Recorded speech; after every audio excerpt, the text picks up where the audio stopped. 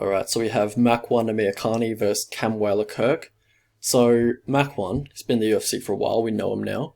He comes in as southpaw. His boxing does look to be improving a little bit, but it still seems quite rudimentary to me, honestly. But yeah, his favourite punch is definitely that check right hook, then looks to angle off to his right and get back a distance. But, you know, it can get a little predictable with that punch because if you feint him enough, you will draw out that check right hook out of him pretty much every time that you look to close distance. But he will follow up the check right hook with a straight left at times. Doesn't do it very often, but, you know, he will do it. And when he is throwing the check right hook, he will turn his head, so he kind of squares his jaw, and it's pretty much just asking to get KO'd by like a straight right or a straight left hand. Like, it's just not a good tendency to have. And he stays in range after he throws a combination, so say if he throws the left hook, or he throws a left hook, straight left, he can stick around in range a little bit too long, in boxing range a little bit too long, instead of angling off to his right. And yeah, he can, that's generally how he gets caught, is when he does stay in range after he throws that check right hook or the check right hook to the check right hook to the straight left. And I think that's how Jason Knight caught him a few times, just caught him with the uppercuts when he was just sticking out in range a little bit too long. But just his striking defense as well, like, if you're going to throw a straight right or you're just going to jab him, he will just like take a step back to avoid the strikes. Like, he won't utilize very good head movement, doesn't have his hands up. He just kind of takes a step back, and good strikers will get the read of that, and then they'll catch him when he's trying to re-enter range, and that's how Barboza caught him with a straight right, I believe, yeah. Caught him with a straight right like 2 times in round 2. So yeah, it's just, he's just quite predictable on the feet in general. And for Kamuela Kirk, he looks to feint you onto the fence and then find his shots. He'll also throw a straight knee to finish the combinations near the fence. I'd say the majority of his offense is trying to get you onto the fence, and then he starts letting his hands go. And in turn, you know, it can be a little low volume because he doesn't let his hands go enough. But yeah, it is what it is. I think he does have the better hands in this matchup. His boxing's definitely improved a lot since his Contender Series fight against Billy Quarantillo.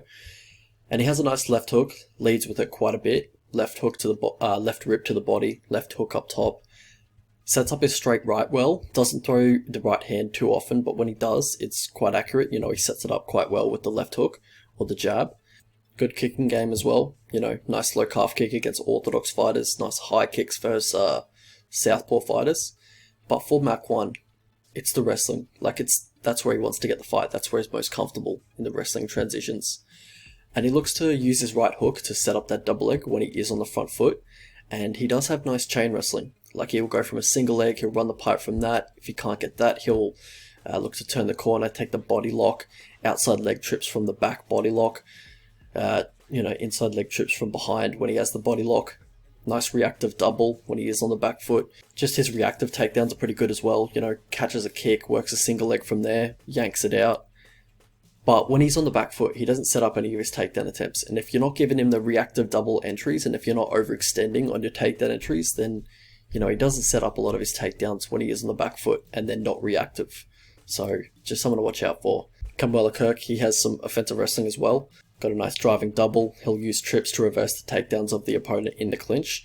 Like nice, you know, reverse trips in the clinch. And when he does get on top, he looks to obtain mount pretty quickly. Look for ground and pound there. And if he gets put on bottom, he has a nice heel hook game to... Well, he has a nice leg lock game in general, just to create a scramble off bottom and then, you know, work his way back up to his feet. But yeah, on top, he can let opponents isolate an arm from bottom position a little bit too often for my liking. And that kind of screams being a little bit too relaxed in these submission attempts.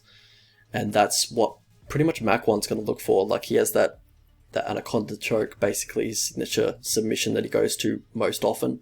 And that's when his opponent's turtling up. So, you know, I can just visualize, you know, Kamuela Kirk just turtling up and then, you know, being a little bit too lax when Makwan does have the anaconda grip around his neck. But yeah, on top, Makwan, he isn't that dangerous. You know, he's just kind of sits in guard, doesn't really look to pass, doesn't look to do too much damage with the ground and pound or anything like that. He's more of a catch you in a submission in a scramble type of guy. That's where he's most dangerous, in my opinion.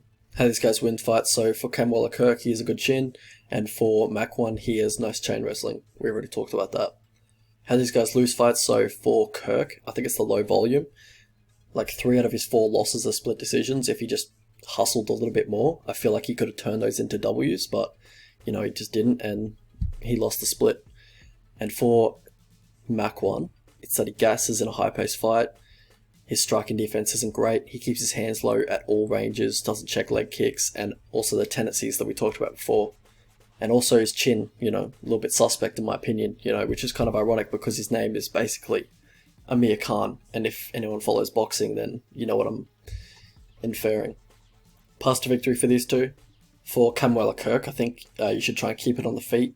If you try and shoot, if you try and go for your own takedowns, I think that just opens up the submission game of Amirhkani. He'll look for the darts, the anacondas. If you try and shoot, he'll look to, if he stuffs the takedown, he's going to look for those type of submissions. So, don't even bother with that. Look to take the front foot. That kind of forces the takedowns out of Amirhkani when he's on his heels. And as we talked about before, he has those tendencies. Also look to utilize a lot of feints to draw out the check right hook of Amirhkani, and then once you do draw it out, look to enter range and let off combinations. Also bodywork in close, rips to the body in boxing range, and just basically look to win the outside foot battle. That's going to get you in range. That's also going to open up the counter too when he throws that jab. So yeah, look for that. And for Amirhkani, it's the volume on the jab on the feet. Kirk, he's had a problem with volume before, so if you pump out the jab, you could probably beat him on the volume, honestly. But mainly, it's wrestling based. Look for that reactive double when he leads with the left hook and the left rip, because that leaves him quite open downstairs for the level changes. So yeah, look for that. But he's probably not going to throw too many of those because it's Southpaw versus Orthodox and it's not really open for Kirk in the Southpaw versus Orthodox dynamic. So yeah, but if he does throw it, look to level change. But yeah, I don't know if he's going to throw it that often, honestly. Look to catch a body kick and work a single if he does throw one. How I see the fight going? So yeah, short nose replacement, Kamuela Kirk, he looks good on tape. He has the type of fighting style that will work well in the UFC. He's not just a can crusher, you know what I mean? And he's taken on Amirhkani, who's been in the UFC in a while. He's had a hot start to the UFC, but he's had a rough go of it lately. I think he's 3-3 in his last 6 fights. And, if you look at Amirhkani's record, it's not that impressive, honestly. Let's pull it up. Goat Tapology picture, though. But yeah. So yeah, Edson Barbosa got dominated, basically. Danny Henry, not really that good of a fighter. A bit streaky. Shane Burgos looked good for a round. Got dominated after that. Chris Fishgold cut, Jason Knight cut, Arnold Allen. I thought that was a pretty clear win for Arnold Allen, but yeah, it is what it is. Mike Wilkinson cut, Maceo Fallon, who? I actually don't even know who that is, can't remember that fight at all. Andy Ogle cut. But yeah, so yeah, not as impressive as you would think, but yeah, it is what it is. Alright, so on the feet, I think Kirk has the nicer hands. If Makwan decides to stand with him, I think there's a good chance that Kirk does KO Makwan. I don't have a great idea why people respect Makwan's check right hook that much, because, you see people stand at range. Honestly, it's, he doesn't throw it with much power. He throws the same 2 strikes, you know what's coming. So I honestly don't know why people are so tentative against him on the feet. He lets opponents in boxing range easily. You could just slip the right hook and then get in boxing range, just absolutely punish him with combinations. But I guess it's the takedown and the clinch threat. I don't really know. But yeah, that's what I see against Makwan on the feet. And on the mat, Kirk seems very well versed on the mat. He does hold a Brazilian Jiu-Jitsu black belt of his own. He also looks decent off bottom. And Makwan, he doesn't do too much on top. He doesn't look for ground and pound. He barely looks to pass guard. Just sits on top, basically. Sits in guard. However, he is very dangerous in the scrambles when he's looking for those submissions. And when you're trying to get back to your feet. So that's when you need to be mindful against Makwan. And Makwan's cardio also bears watching. I don't expect Makwan to gas, though, at the pace that these two fight. He probably won't gas, but if Kirk makes him work for the takedowns, then the gas tank is someone to watch out for Amirhkani. I don't think the weight cut was the reason for your cardio dump in the Burgos fight. I think it's because you tried to ragdoll the bigger, stronger dude. A lot of people can ragdoll someone for 1 round. It's not very hard. It's keeping that pace, which is the hard thing to do. And only a select few can do that, like Khabib, Islam, etc., etc. A select few, I could probably count it on 2 hands. But yeah, Most times fighters will end up gassing before the second round or just after the first round if they try and ragdoll their opponent for the full 5 minutes of the first round. Like we saw it recently against Dustin Jacoby with Ion Cutelaba, gassed in the first round.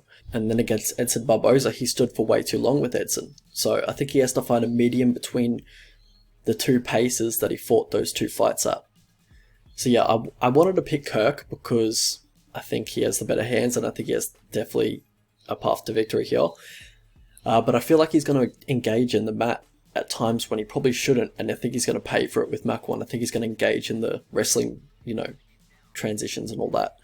Also, just the unknowns with Kirk and his takedown defense, like it looks okay enough on tape, but Makwan does have really nice chain wrestling, and also his cardio, because it is on short notice. So I think the main weapon against Makwan could have been his cardio, but it is on short notice, so I don't really know. Like, if I had footage of him defending takedowns against a good wrestler, then I'd be much more confident, and I'd probably even pick him, with the matchup here. But I feel like Makwan may edge the first 2 rounds with a wrestling heavy game plan, but he's definitely not going to want to stand the feet too long, honestly. However, I don't think Makwan's going to look like a 300 minus 300 favourite, like, at all. I think it's definitely a closer fight than the odds indicating, and I wouldn't be shocked if, Kirk came out there and dominated him, honestly.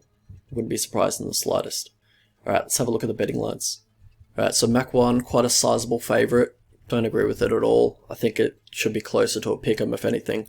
I just favour Makwan. I think he'll just edge out the decision, but yeah, I think it's a pretty close fight, honestly. I think the value is definitely on Kirk.